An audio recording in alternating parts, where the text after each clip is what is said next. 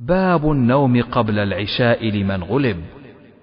حدثنا أيوب بن سليمان قال حدثني أبو بكر عن سليمان قال صالح بن كيسان أخبرني ابن شهاب عن عروة أن عائشة قالت اعتم رسول الله صلى الله عليه وسلم بالعشاء حتى ناداه عمر الصلاة، نام النساء والصبيان، فخرج فقال ما ينتظرها أحد من أهل الأرض غيركم.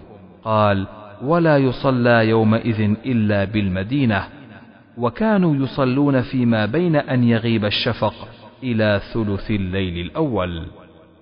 حدثنا محمود قال أخبرنا عبد الرزاق قال أخبرني ابن جريج قال أخبرني نافع قال حدثنا عبد الله بن عمر أن رسول الله صلى الله عليه وسلم شغل عنها ليلة فأخرها حتى رقدنا في المسجد، ثم استيقظنا، ثم رقدنا، ثم استيقظنا، ثم خرج علينا النبي صلى الله عليه وسلم ثم قال ليس أحد من أهل الأرض ينتظر الصلاة غيركم.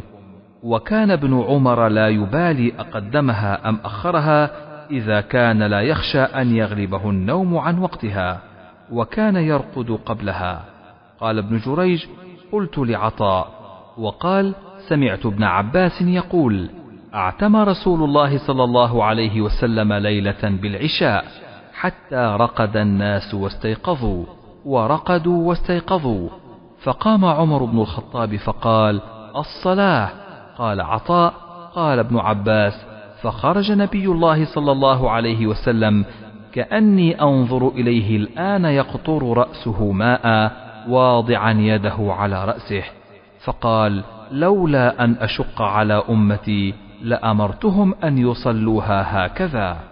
فاستثبت عطاء كيف وضع النبي صلى الله عليه وسلم على رأسه يده كما أنبأه ابن عباس، فبدد لي عطاء بين أصابعه شيئا من تبديد، ثم وضع أطراف أصابعه على قرن الرأس ثم ضمها يمرها كذلك على الرأس حتى مست إبهامه طرف الأذن مما يلي الوجه على الصدغ وناحية اللحية، لا يقصر ولا يبطش إلا كذلك، وقال لولا أن أشق على أمتي لأمرتهم أن يصلوها هكذا.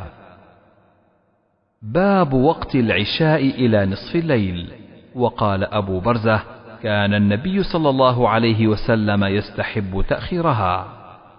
حدثنا عبد الرحيم المحاربي قال حدثنا زائدة عن حميد الطويل عن أنس قال أخر النبي صلى الله عليه وسلم صلاة العشاء إلى نصف الليل ثم صلى، ثم قال قد صلى الناس وناموا، أما إنكم في صلاة ما انتظرتموها. وزاد ابن أبي مريم أخبرنا يحيى بن أيوب حدثني حميد سمع أنس كأني أنظر إلى وبيص خاتمه ليلة إذ. باب فضل صلاة الفجر. حدثنا مسدد قال حدثنا يحيى عن إسماعيل حدثنا قيس قال لي جرير بن عبد الله كنا عند النبي صلى الله عليه وسلم إذ نظر إلى القمر ليلة البدر فقال أما إنكم سترون ربكم كما ترون هذا، لا تضامون أو لا تضاهون في رؤيته، فإن استطعتم ألا تغلبوا على صلاة قبل طلوع الشمس وقبل غروبها فافعلوا. ثم قال فسبح بحمد ربك قبل طلوع الشمس وقبل غروبها. حدثنا هدبة بن خالد قال حدثنا همام حدثني أبو جمرة عن أبي بكر بن أبي موسى عن أبيه أن رسول الله صلى الله عليه وسلم قال من صلى البردين دخل الجنة. وقال ابن رجاء حدثنا همام عن أبي جمرة أن أبا بكر بن عبد الله بن قيس أخبره بهذا.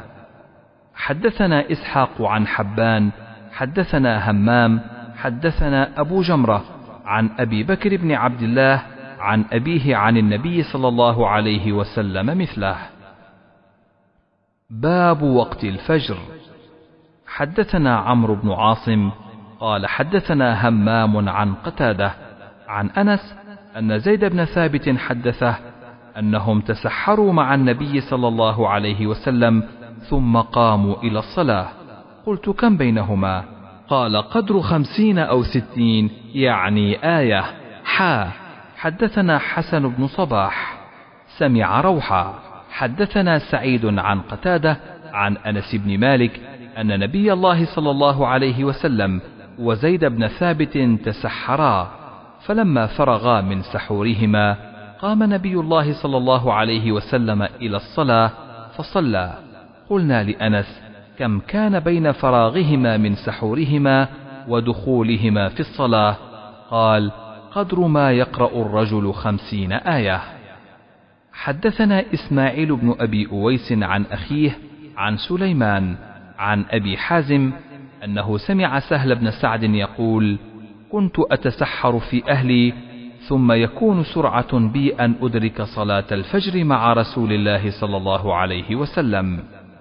حدثنا يحيى بن بكير قال: أخبرنا الليث عن عقيل عن ابن شهاب قال: أخبرني عروة بن الزبير أن عائشة أخبرته قالت: كن نساء المؤمنات يشهدن مع رسول الله صلى الله عليه وسلم صلاة الفجر متلفعات بمروطهن، ثم ينقلبن إلى بيوتهن حين يقضين الصلاة لا يعرفهن أحد من الغلس.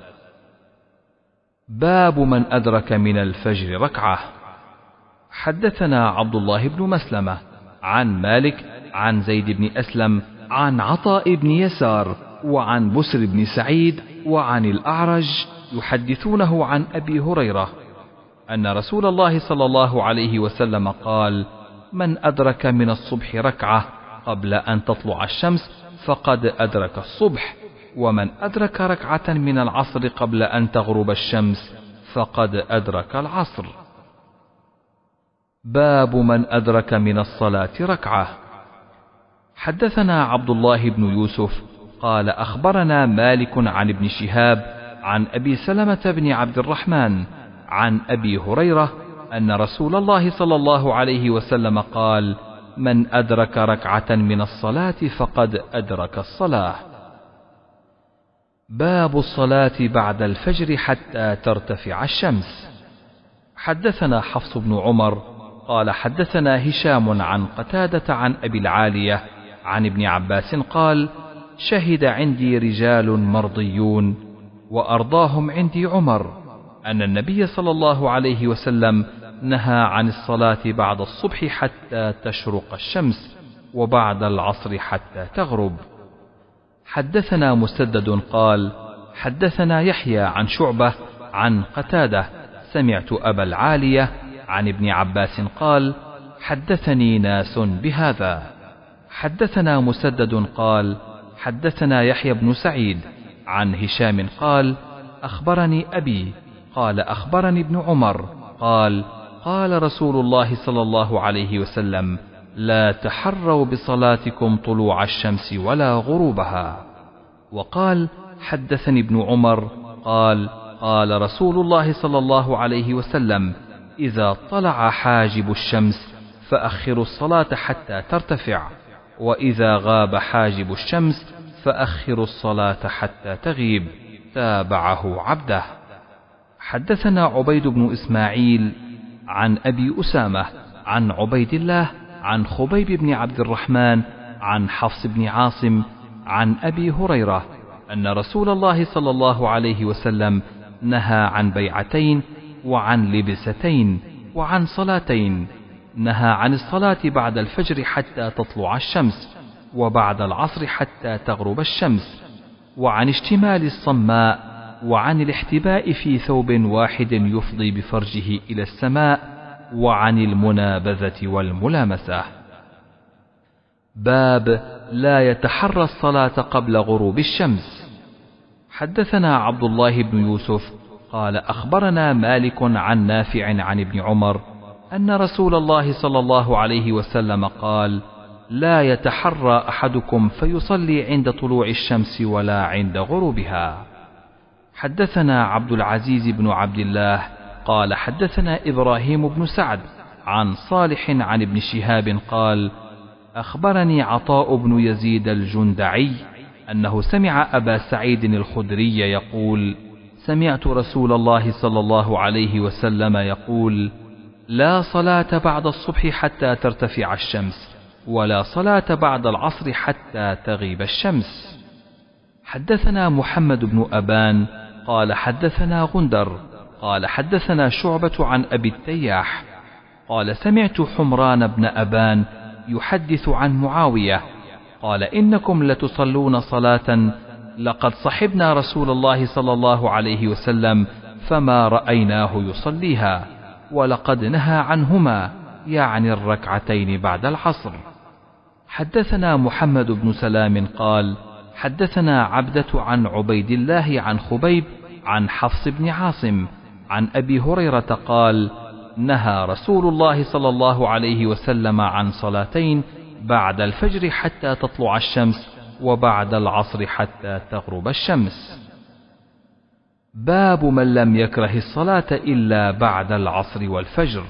رواه عمر وابن عمر وأبو سعيد وأبو هريرة.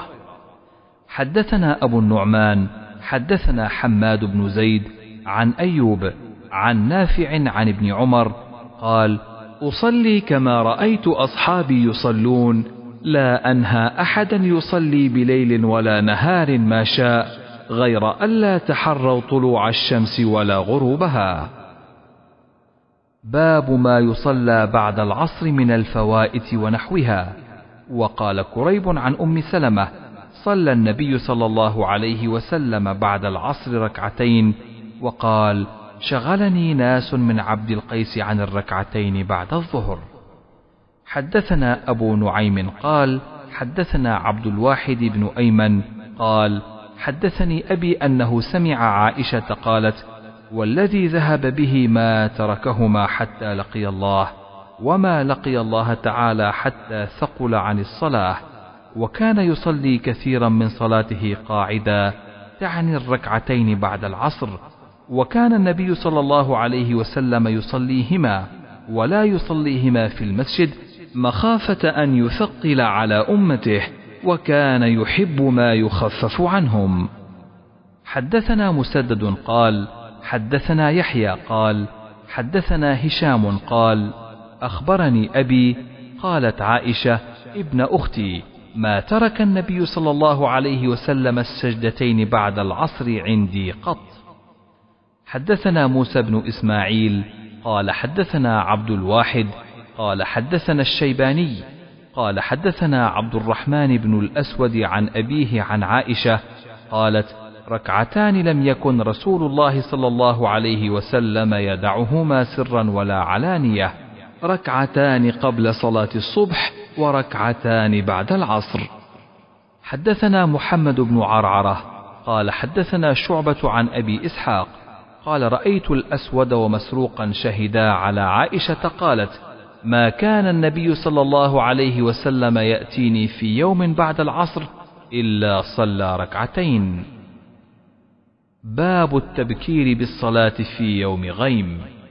حدثنا معاذ بن فضالة قال حدثنا هشام عن يحيى هو ابن أبي كثير عن أبي قلابة أن أبا المليح حدثه قال: كنا مع بريدة في يوم ذي غيم، فقال: بكروا بالصلاة، فإن النبي صلى الله عليه وسلم قال: من ترك صلاة العصر حبط عمله.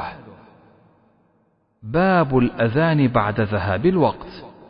حدثنا عمران بن ميسرة قال حدثنا محمد بن فضيل قال حدثنا حسين عن عبد الله بن أبي قتادة عن أبيه قال: سرنا مع النبي صلى الله عليه وسلم ليلة، فقال بعض القوم: لو عرست بنا يا رسول الله. قال: أخاف أن تناموا عن الصلاة.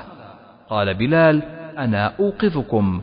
فاضطجعوا، وأسند بلال ظهره إلى راحلته فغلبته عيناه فنام، فاستيقظ النبي صلى الله عليه وسلم وقد طلع حاجب الشمس، فقال: يا بلال، أين ما قلت؟